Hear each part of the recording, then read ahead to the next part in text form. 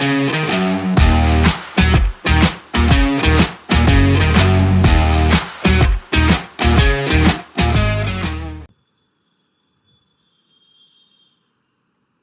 Students, welcome to my channel इश्के science. तो बच्चे, आज की इस क्लास में हम स्टडी करेंगे एक बहुत interesting concept, that is relative atomic mass. Relative atomic मास क्या होता है, कहाँ यूज होता है, पहले तो ये समझेंगे। उसके बाद हम स्टडी करेंगे average mass, average atomic mass. इस पे से आपको डायरेक्ट क्वेश्चंस आते हैं नीट में और जेडब्ल्यू में। थर्ड इंपॉर्टेंट हम कंसेप्ट पढ़ेंगे, दैट इज मॉलिक्यूलर मास। काफी बच्चों को मोल कंसेप्ट सिखा दिया जाता है, पर उनको यह भी नहीं पता होता कि मॉलिक्यूलर मास निकालना कैसे है। तो अगर आप एक बार अच्छी तरह से मॉलिक्यूलर मास को सीख लोगे कि हाँ जी भी किसी पर्टिकुलर कंपाउंड का मॉलिक्यूलर मास हमें कैसे निकालना है, तो उसको आपको मोल कंसेप्ट में कोई दिक्कत नहीं आएगी। फोर्थ हम समझेंगे फॉर्मूला मास को। तो आज की वीडियो में ये वाले टॉपिक्स मैं डिस्कस करूंगा। कल की वीडियो में आपने देखा होगा कि मैंने डिस्कस कर दिया था एवोगैड्रो हाइपोथेसिस। एवोगैड्रो हाइपोथेसिस मैंने आपको काफी डिटेल में पहले ही पढ़ा दी है, तो अगर आपने नहीं देखी तो आप मेक श्योर करना कि इस वीडियो के बाद आप एवोगैड्रो हाइपोथेसिस जरूर देखना। तो चलो शुरू करते हैं। तो मेरा नाम है अर्चित महाजन और ये है आपका प्यारा सा और ब्यूटीफुल सा चैनल, दैट इज इश्के साइंस। तो इसको सब्सक्राइब कीजिए और लाइक कीजिए। तो आज की क्लास में हम स्टडी करेंगे रिलेटिव एटॉमिक मास को।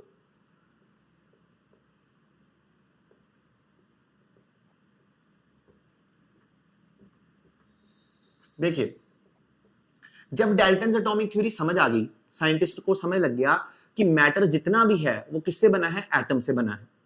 अभी सारे साइंटिस्ट को एक दिमाग में चीज इंपॉर्टेंट लगी कि अगर हमें एटम का वेट पता चल जाए, what is the mass of an atom, तो हम काफी प्रॉपर्टी उसके मास से ही डिटरमाइन कर लेंगे।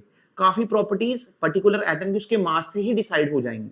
तो सभी साइंटिस्ट का फोकस किस पे हो गया, to find the atomic mass. तो जितने भी साइंटिस्ट थे उनका यही फोकस रहा कि पहले किसी भी तरीके हमें एटॉमिक मास मिल जाए। एटॉमिक मास मतलब मास ऑफ एन एटम का, किसी भी तरीके से हमें एक पर्टिकुलर मटेरियल में जो एटम है उसका मास पता चल जाएगा, तो मेरे को उसकी प्रॉपर्टीज भी पता लगनी शुरू हो जाएंगी। तो जितने भी साइंटिस्ट थे, डाल्टन एटॉमिक थ्योरी जब पता चल गई कि हाँ जी भी सही बात कही है डाल्टन ने कि जितना भी मैटर है वो एटम से बना है, तब सभी साइंटिस्ट का फोकस कहां पर हो गया, वो उन्होंने ढूंढना शुरू किया एटॉमिक मास को, मतलब एक पर्टिकुलर एटम का मास कैसे निकालें। तो सबसे पहले जो उन्होंने डिफिकल्टी आई कि atomic mass, atom is very small. आप सभी जानते हो कि एटम बहुत ही छोटा होता है। मैं आपको बता दूं कि एटम 10⁻⁻10 मीटर के ऑर्डर में होता है। एटम का जो साइज होता है वो इस ऑर्डर में होता है, 10⁻⁻10। तो इसको अगर कंपेयर करना चाहते हो तो जो आप सुई धागा होता है, तो सुई की जो टिप है उसको आप 1,00,000 गुना और छोटा कर दीजिए। अगर सुई की टिप को आप 1,00,000 गुना और छोटा कर देंगे तब आपको एटम का साइज समझ आएगा। तो इतनी छोटी चीज का मास निकालना तो नियर टू इम्पॉसिबल है, तो मास तो उसका निकल नहीं सकता। तो मेजर हमारा प्रॉब्लम क्या था कि atom is very small, so it is very difficult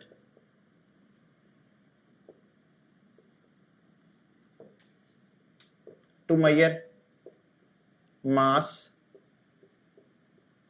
of a single atom। तो अभी तो दिक्कत होगी। साइंटिस्ट ने कहा कि एटम का मास, एटम छोटा बहुत है, तो इतनी छोटी चीज का मास कैसे मेजर करेंगे। तो साइंटिस्ट ने कहा कि हम एक दूसरा मेथड अपनाते हैं। उन्होंने कहा कि यहां पर मेरे को मास ऑफ अ सैंपल पता है। कोई आपने सैंपल ले लिया, अभी वो सैंपल मान लीजिए n नंबर ऑफ एटम्स हैं उसमें,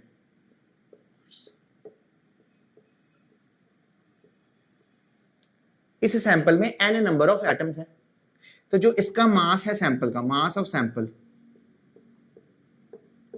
आप क्या मान लीजिए किसी सैंपल में n नंबर है एटम के, कुछ नंबर्स ऑफ एटम है, तो मास को ऐसे रिप्रेजेंट किया जा सकता है n times mass of one atom. अरे सिंपल सी बात है, सब्जी लेने जाते हैं तो अगर एक आलू का जो मास होगा वो है 250 ग्राम, तो 4 आलूओं को क्या होगा, उसको 4 से आप मल्टीप्लाई कर देते हो। तो सिंपल सी बात है, सैंपल में अगर n एटम्स हैं और आपको एक एटम का भार पता है, तो अगर उसको n से मल्टीप्लाई कर दोगे तो पूरे सैंपल का भार आ जाएगा।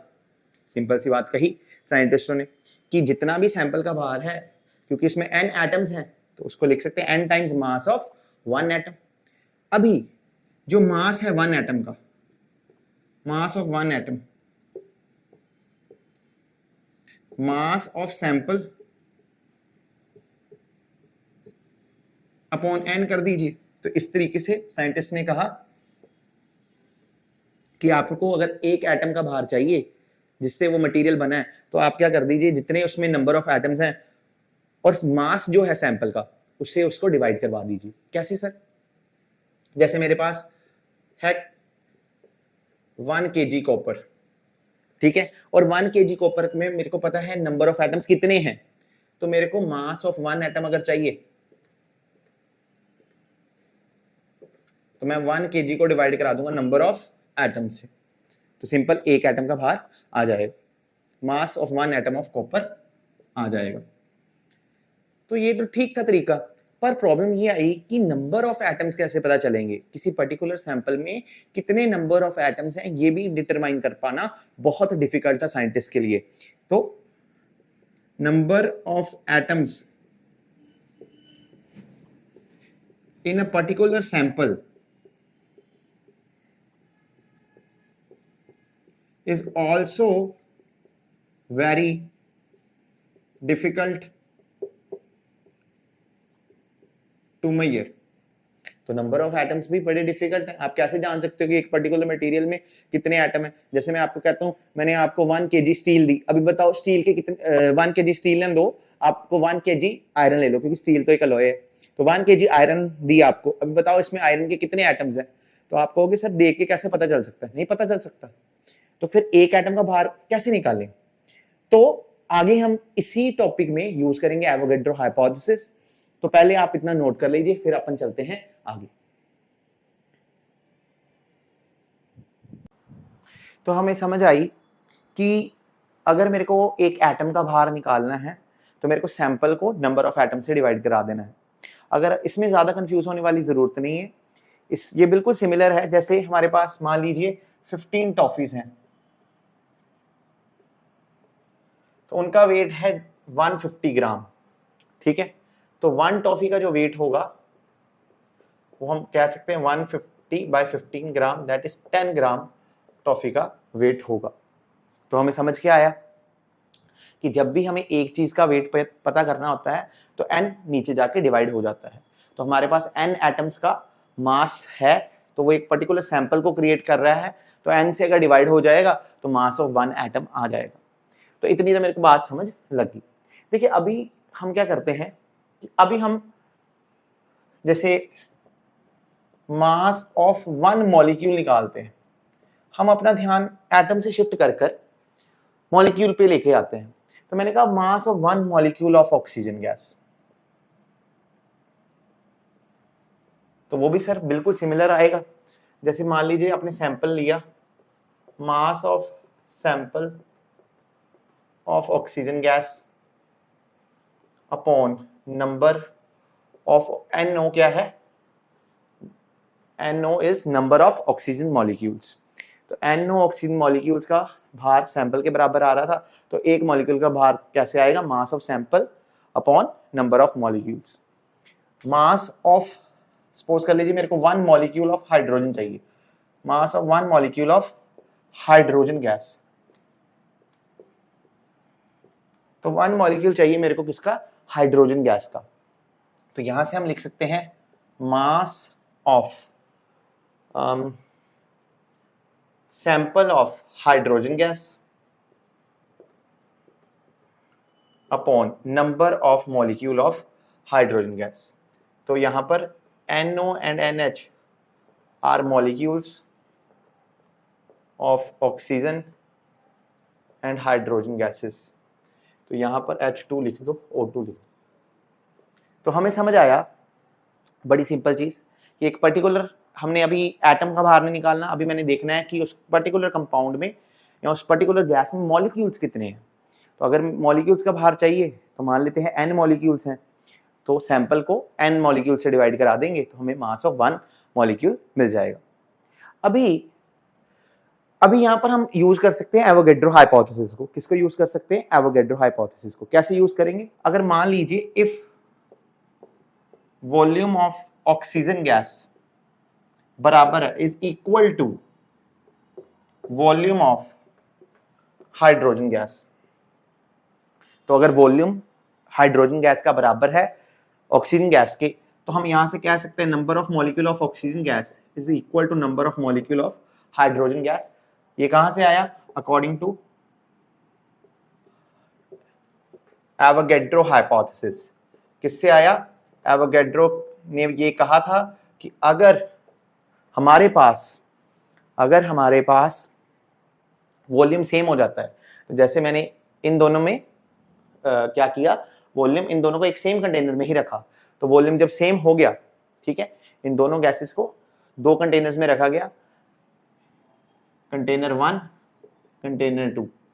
तो कंटेनर 1 जो है वो बिल्कुल आइडेंटिकल है कंटेनर 2 के, तो हमने कहा कि वॉल्यूम क्या कर दिया, इन दोनों गैसेस का सेम कर दिया, ठीक है। तो जब वॉल्यूम सेम हो गया तो नंबर ऑफ मॉलिक्यूल्स भी क्या हो जाएंगे? सेम। तो इसको अगर मैं 1 कंसीडर कर लूं और इसको 2 कंसीडर कर लूं और लिखूं डिवाइड 1 and 2, तो यहां पर लिखोगे मास of 1 atom of oxygen upon 1 molecule of oxygen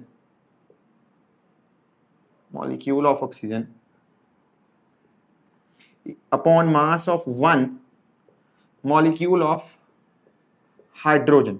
ये लिखोगे आप, वो किसके बराबर आ जाएगा? Mass of sample of oxygen gas upon mass of sample of hydrogen gas. तो हमने देखा कि जब वॉल्यूम बराबर हो जाता है, जब वॉल्यूम क्या हो जाता है? इक्वल हो जाता है, तो जो मासेस की रेशियो आती है वो आती है 16:1। ये हमेशा एक्सपेरिमेंटली प्रूव किया गया है। अभी यहां पर हमें मिल गया मास ऑफ 1 मॉलिक्यूल की ratio, 1 molecule of oxygen upon mass of 1 molecule of hydrogen. अभी 1 मॉलिक्यूल ऑफ ऑक्सीजन में क्या है? 2 एटम्स ऑफ ऑक्सीजन। तो basically mass of 1 molecule of oxygen is equal to the mass of 2 atoms of oxygen, क्योंकि 2 oxygen के atom ही तो एक molecule बनाते हैं। तो जो एक मॉलिक्यूल का भार होगा वो बेसिकली क्या है? 2 ऑक्सीजन एटम के भार के बराबर। और मास of 1 molecule of hydrogen gas, 1 molecule hydrogen gas का मतलब H2, तो ये एक मॉलिक्यूल बनता है। अभी ये एक मॉलिक्यूल किससे बना? 2 हाइड्रोजन एटम से। तो जो 2 हाइड्रोजन एटम का भार होगा वही मास ऑफ 1 मॉलिक्यूल होगा। तो मास ऑफ 2 एटम्स ऑफ हाइड्रोजन,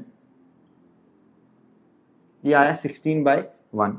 यहां से अगर देखिए 2 एटम्स, 2 इसको हम लिख सकते हैं 2 times mass of 1 oxygen atom upon 2 times mass of 1 hydrogen atom. तो ये आ जाएगा 16:1। बच्चे 2 से 2 कट जाएगा, तो हम ये कह सकते हैं कि mass of oxygen atom is 16 times, क्योंकि ये मास ऑफ 1 हाइड्रोजन एटम उधर मल्टीप्लाई हो जाएगा, तो हम कह सकते हैं mass of 1 oxygen atom is 16 times the mass of 1 hydrogen atom, कि एक ऑक्सीजन एटम का भार 16 गुना ज्यादा है एक हाइड्रोजन एटम से।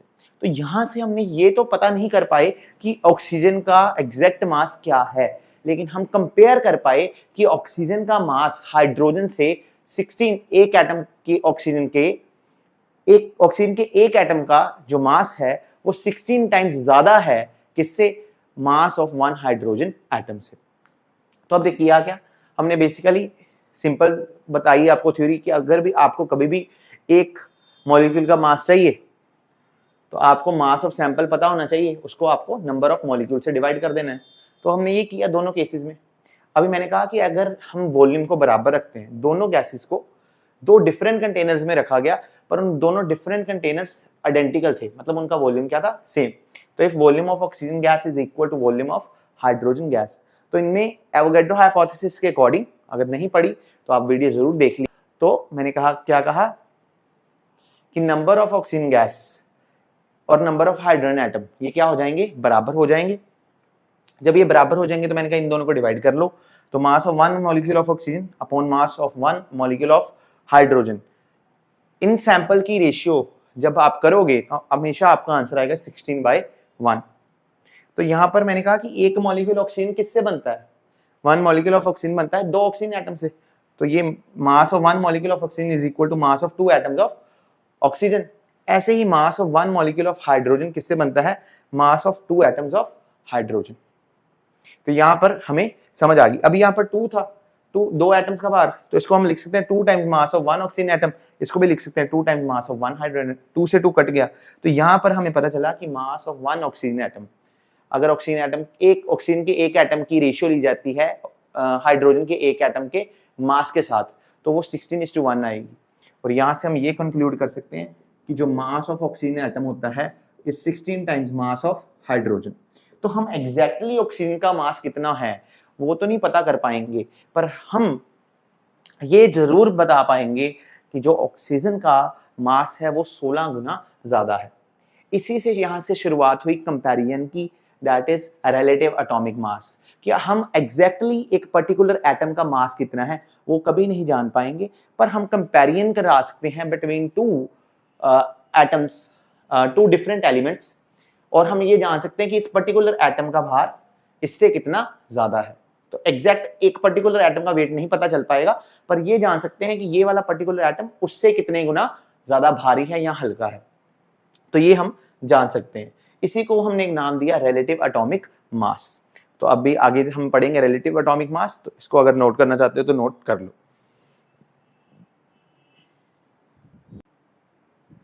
तो देखिए चलो स्टडी करते हैं कि ये तो हमें पता चल गया कि एक एटम बहुत छोटा होने के कारण कभी भी हम ये नहीं जान पाएंगे कि एक पर्टिकुलर एटम का एग्जैक्ट मास कितना है, पर ये हम जान सकते हैं कि एक पर्टिकुलर एटम किसी दूसरे एटम से कितना ज्यादा भारी है या कितना ज्यादा हल्का है। इसी को हम कहते हैं रिलेटिव एटॉमिक मास। तो रिलेटिव एटॉमिक मास की हम यहां पर डेफिनेशन लिखेंगे कि relative atomic mass is defined as how much an element, how much an atom of element A, जो element A का atom है is heavier than the atom of element B. जैसे हम कंपैरिजन करके आए कि जो ऑक्सीजन है वो 16 टाइम्स ग्रेटर है, ऑक्सीजन के एक एटम का भार 16 गुना ज्यादा होता है हाइड्रोजन एटम के भार से। तो हमने क्या कहा कि रिलेटिव एटॉमिक मास भी कुछ नहीं है, एक एलिमेंट ए है जिसका एटम कितने गुना ज्यादा भारी है किससे, एटम ऑफ बी से। तो हमने ये समझा कि इसे ही हम क्या कहते हैं, रिलेटिव एटॉमिक मास। एक पर्टिकुलर एटम किसी एलिमेंट का कितने गुना ज्यादा भारी है किसी दूसरे एटम ऑफ किसी दूसरे एलिमेंट का। तो हमें समझ आ गया कि रिलेटिव एटॉमिक मास क्या होता है। बेसिकली इट्स नथिंग बट कि आप कंपैरिजन करा रहे हो दो चीजों में, ठीक है, कि एक ये वाला एटम कितने गुना ज्यादा भारी है किसी दूसरे एटम से। तो ये मेरे को लगता है तो मैं समझ आ गई होगी। तो अगर हम चाहते हैं if we want to assign relative atomic mass to each and every element, हर एलिमेंट को आप रिलेटिव एटॉमिक मास असाइन करना चाहते हो, तो इफ हम लिख लेते हैं थ्योरी में, if we want to assign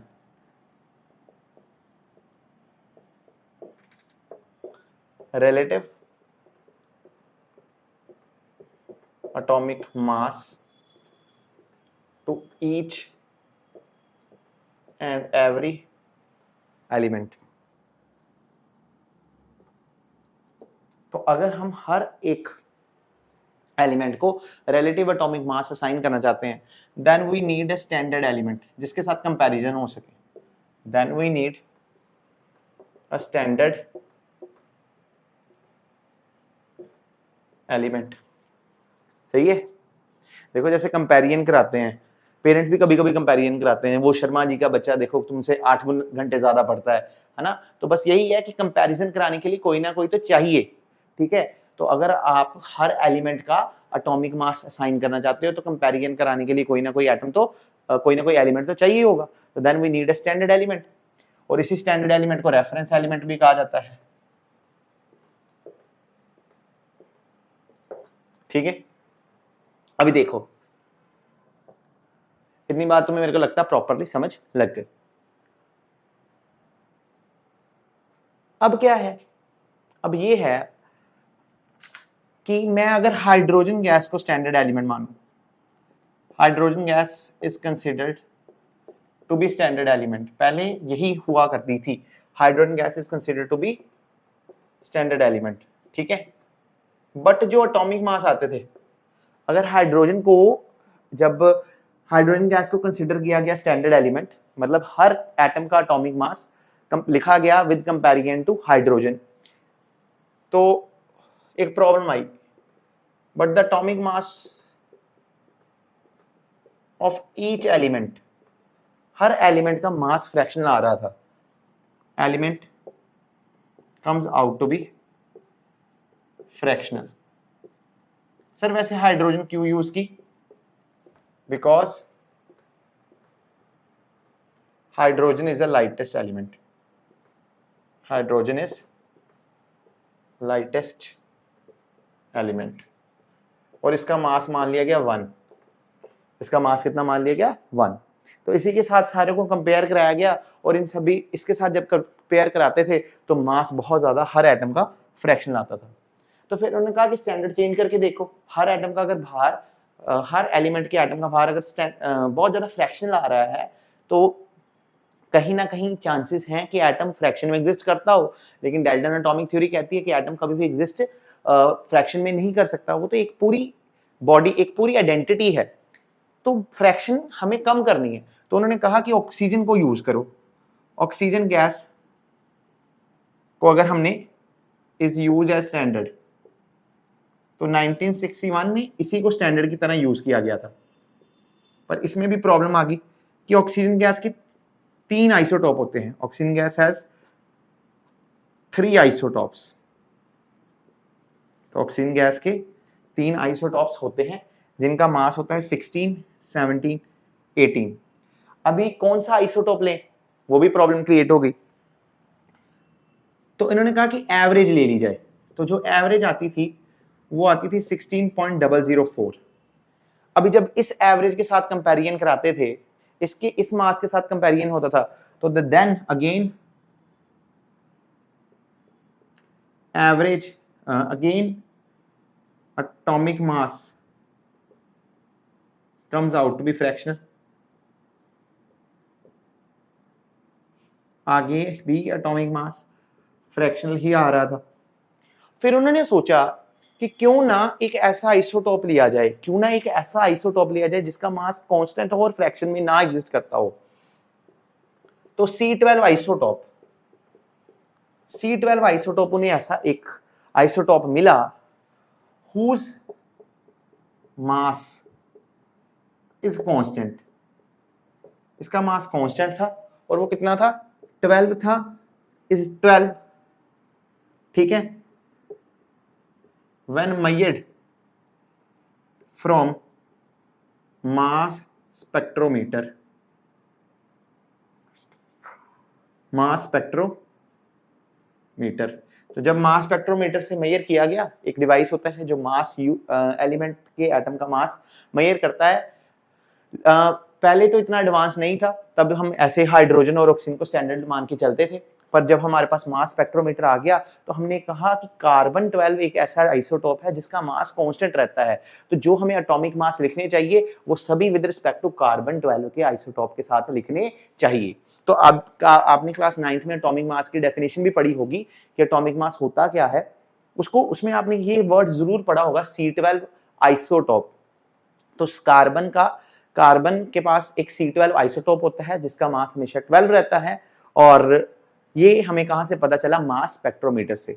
अभी जब इसका मास कांस्टेंट रहता है तो साइंटिस्ट ने कहा कि जितने भी एटॉमिक मासेस हैं रिलेटिव एटॉमिक मासेस वो किसके साथ कंपैरिजन कराना चाहिए, इस C12 आइसोटॉप के साथ कंपैरिजन कराना चाहिए।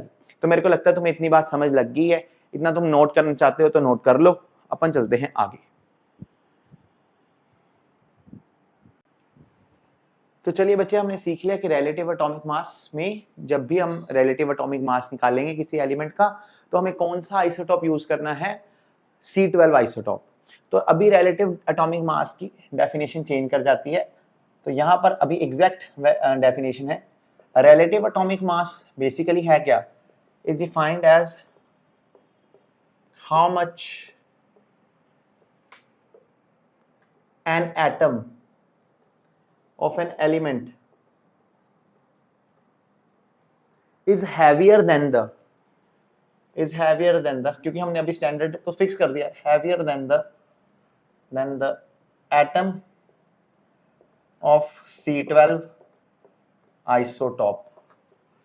ठीक है, तो ये क्या कहना चाहते हैं कि रिलेटिव एटॉमिक मास बेसिकली क्या बताता है कि एक पर्टिकुलर एटम किसी एलिमेंट का कितने गुना ज्यादा भारी है कार्बन 12 के एटम से। ठीक है, अच्छा देखो, relative atomic mass have no units. अगर देखो एटॉमिक मास है जो बेसिकली क्या है, ratio, is a ratio. So ideally it must have no unit.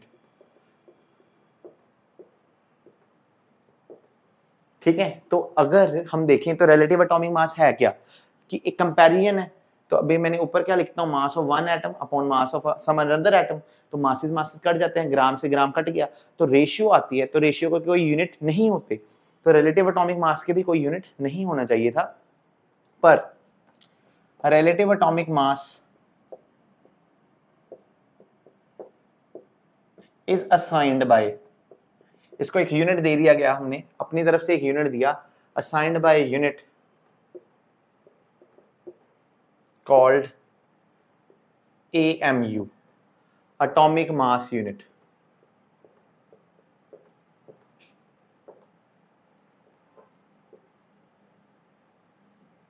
ठीक है, तो इसको हमने ये दे दिया और इसकी डेफिनेशन क्या लिखी, जैसे हम जानते हैं मास ऑफ C12 आइसोटोप कितना है, मास ऑफ C12 आइसोटोप होता है सर 12 AMU के बराबर। ये अभी मैं पढ़ा के आया, ये हमने मास स्पेक्ट्रोमीटर में जान लिया था कि कार्बन 12 का भार कितना होता है, C12 आइसोटोप का भार 12 होता है। तो AMU, तो हमने अभी एक ये भी रिलेटिव एटॉमिक मास जाना, तो यहाँ पर AMU लगा दिया साथ में, तो 1 AMU क्या हो जाएगा, 1/12 the mass of C12 isotope. तो हम क्या लिखेंगे, 1 atomic mass unit is defined as 1 as the 1/12th the mass of an atom of C12 isotope. तो जो C12 आइसोटॉप के एक एटम का भार है उसके 12वें हिस्से को ही 1 AMU कहा गया। मैंने कहा कि C12 आइसोटॉप का जो भार है वो है 12 AMU के बराबर, तो एक AMU का भार किसके बराबर होगा, 1 AMU is 1/12 times the mass of C12 isotope. अभी मास ऑफ C12 आइसोटॉप का मतलब क्या है, एटॉमिक मास से बात हो रही है, तो हम ये कह सकते हैं कि जो एटॉमिक मास होगा C12 आइसोटॉप का उसके 12वां हिस्सा बराबर होता है 1 AMU के। ठीक है, तो हमने समझ आई कि रिलेटिव एटॉमिक मास को किसके रेफरेंस मानते हैं, कार्बन 12 आइसोटॉप रेफरेंस मानते हैं। अभी जो रिलेटिव एटॉमिक मास है वो एक रेशियो होती है, तो उसका यूनिट नहीं होना चाहिए, बट केमिस्ट्री में उसका यूनिट असाइन किया गया है, that is AMU, atomic mass unit.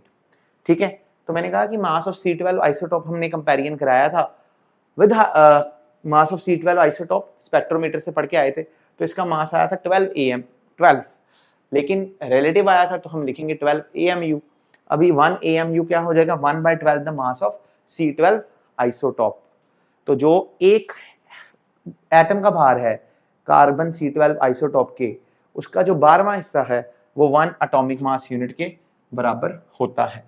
तो तो इतना आपको नोट कर लीजिए। तो यहां तक मैंने आपको रिलेटिव एटॉमिक मास समझा दिया। आगे मैं आपको समझाऊंगा एवरेज एटॉमिक मास क्या होता है। आइसोटॉप्स के लिए एवरेज एटॉमिक मास यूज करते हैं, परसेंटेज अबंडेंस यूज करते हैं, फ्रैक्शनल अबंडेंस यूज करते हैं। तो ये टॉपिक्स आगे आने वाले हैं, तो इसको आप पहले नोट कर लीजिए। तो स्टूडेंट्स, हम समझ रहे थे कि रिलेटिव एटॉमिक मास क्या होता है, इसको हमने समझ लिया अच्छी तरह से। अभी चलते हैं एवरेज एटॉमिक मास पे। एवरेज एटॉमिक मास पे, ठीक है भाई। अभी देखो एवरेज एटॉमिक मास क्या होता है, ध्यान से समझिएगा एवरेज एटॉमिक मास क्या है। देखो, आपके पास कोई एटम है, कोई पर्टिकुलर एलिमेंट जिसके पास आइसोटोप है। आइसोटोप है तो इसका मतलब उन आइसोटोप्स के पास डिफरेंट डिफरेंट मास होगा। तो जब भी आप कोई केमिकल कैलकुलेशन करोगे, उसमें उस पर्टिकुलर एलिमेंट का कौन सा मास यूज करोगे, किस आइसोटोप का मास यूज करोगे। फॉर एग्जांपल, हमारे पास क्लोरीन है। क्लोरीन का एक आइसोटोप होता है जिसका मास होता है 35, एटॉमिक नंबर 17, और क्लोरीन का दूसरा आइसोटोप होता है जिसका मास होता है 37, एटॉमिक नंबर 17। तो दो आइसोटोप हैं क्लोरीन के। अभी इसका मास 35 और इसका मास 37, तो क्या एटॉमिक मास यूज करें। ये बहुत ज्यादा बड़ी प्रॉब्लम हो गई साइंटिस्ट के लिए कि जिन एलिमेंट्स के आइसोटॉप्स थे, अभी आइसोटॉप्स में भी किनका मास यूज करें। तो उन्होंने कहा कि हम यूज करेंगे एवरेज एटॉमिक मास। अभी एवरेज एटॉमिक मास होता क्या है, उसके कंसेप्ट को समझते हैं। जैसे देखिए, आपके पास एक सैंपल है ए, आपके पास कोई सैंपल है, सैंपल है ए, पर्टिकुलर मटेरियल है ए। उस ए में 3 आइसोटोप हैं, A1, A2, A3। तो ए एलिमेंट में 3 आइसोटोप है, A1, A2, A3। अभी सबसे पहले हम निकालते हैं परसेंटेज अबंडेंस। क्या निकालते हैं, परसेंटेज अबंडेंस। परसेंटेज अबंडेंस का बहुत सिंपल फॉर्मूला होता है, वो होता है number of atoms of isotope upon total number of atoms in sample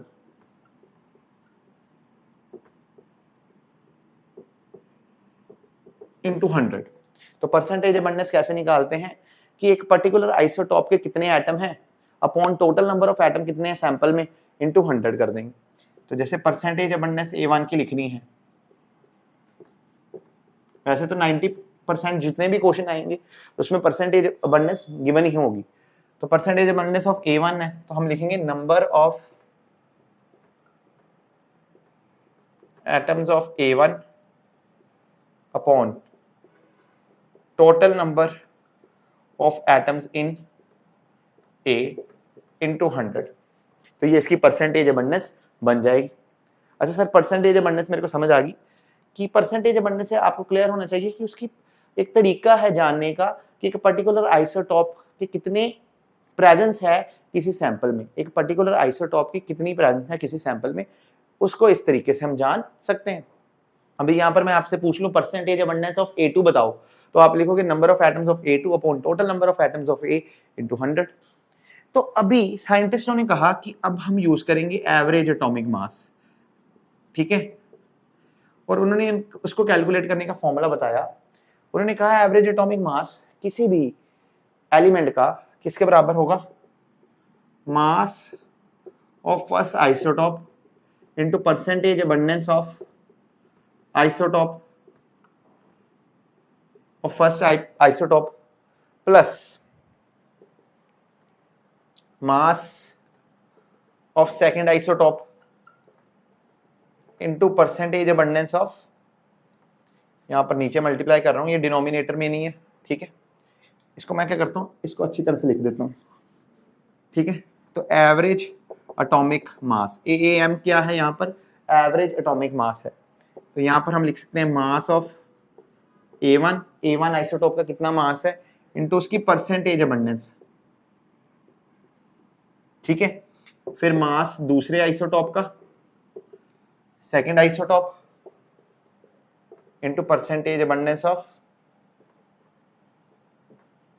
A2। ऐसे अगर 3 आइसोटोप हैं तो आप यहां पर जैसे A के 3 थे तो आप आगे भी लिखोगे mass of A3 into percentage abundance of A3। Upon, अभी यहाँ पर A3 रहने देते हैं, ठीक है, A3 हमने कहा कि चलो A के 2 ही आइसोटॉप मान लिए, अपॉन 100, तो ये आपको मिल गया, ये फॉर्मूला मिला एवरेज एटॉमिक मास का। अभी देखो जैसे इसी क्वेश्चन को सॉल्व करते हैं, मैं आपको बता देता हूँ क्लोरीन 35 जिसका मास नंबर होता है, किसी भी सैंपल में उसकी जो परसेंटेज अबंडेंस आपको मिलेगी वो 75% होगी और 37 वाले की 25% होगी। तो अभी जैसे मेरे को एवरेज एटॉमिक मास पता करना है, average atomic mass of chlorine gas, तो वह कैसे करेंगे, मास ऑफ फर्स्ट आइसोटॉप, तो मास ऑफ फर्स्ट आइसोटॉप कितना है 35, अब 35 को किससे मल्टीप्लाई करना है, परसेंटेज अबंडेंस से, तो 35 इंटू क्या आ जाएगा 75 आ जाएगा।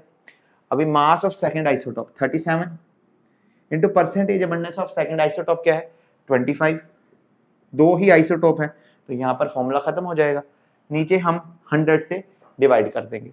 अगर आप न्यूमिनेटर को सोल्व करोगे तो आपके पास आएगा 3555 अपॉन 100, तो यहां पर परसेंटेज एटॉमिक मास आ गया 35.55 AMU।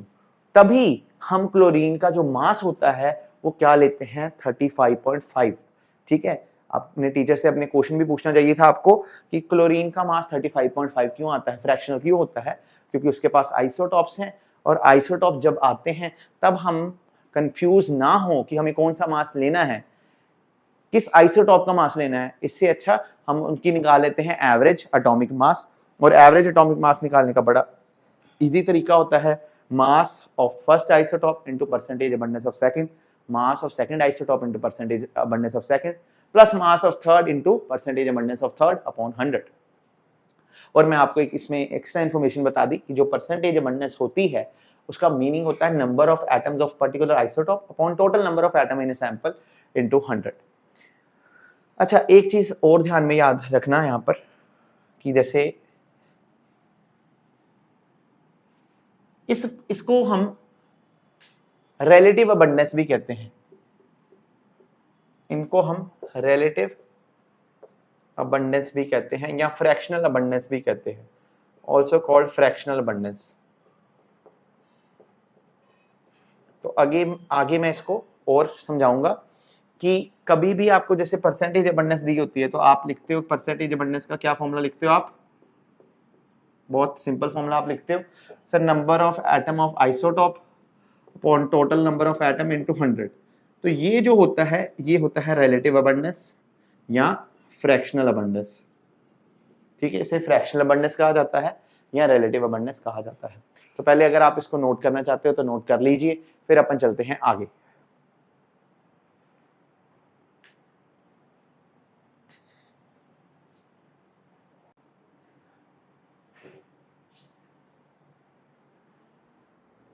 तो यहां पर अभी हमने फॉर्मूला क्या निकाला एवरेज एटॉमिक मास का,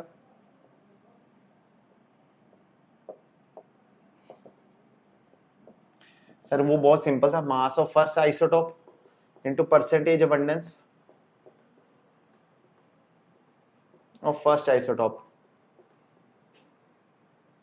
percentage abundance of first isotope plus mass of second isotope into percentage abundance of second isotope upon 100, ठीक है। अभी मैंने आपको बताया कि जो परसेंटेज अबंडेंस होती है वो होती है किसी आइसोटॉप की, जैसे let it be A1, percentage abundance of first isotope मान लीजिए आप लिखेंगे number of atoms of first isotope upon total number of atom into 100। इसको आप रिलेटिव अबंडेंस भी लिख सकते हो, ठीक है, इसको आप क्या लिख सकते हो, परसेंटेज अबंडेंस को relative abundance into 100, relative abundance of first, percentage abundance of first. तो ये बात इंपॉर्टेंट थी, इसको याद रखना है कि परसेंटेज अबंडेंस पहले की हमेशा, रिलेटिव अबंडेंस बेसिकली क्या है, ratio of number of atom upon total number of atom, तो उसे रिलेटिव या फ्रैक्शनल अबंडेंस भी कहते हैं। तो यहाँ पर रिलेटिव अबंडेंस इनटू क्या आ जाएगा 100 आ जाएगा। अभी इसी फॉर्मूले में अगर रख दें एवरेज एटॉमिक मास के, तो mass of first into percentage abundance of first को हम क्या लिख सकते हैं, relative abundance of first into 100 plus mass of second into percentage abundance of second को क्या लिख सकते हैं, relative abundance of second into 100 upon 100। ठीक है, तो यहां पर मास ऑफ फर्स्ट 100 और 100 कॉमन आ जाएगा into relative abundance of first plus mass of second into relative abundance of second upon 100 into 100 आ जाएगा। 100 से 100 कैंसिल हो जाएगा। तो एवरेज एटॉमिक मास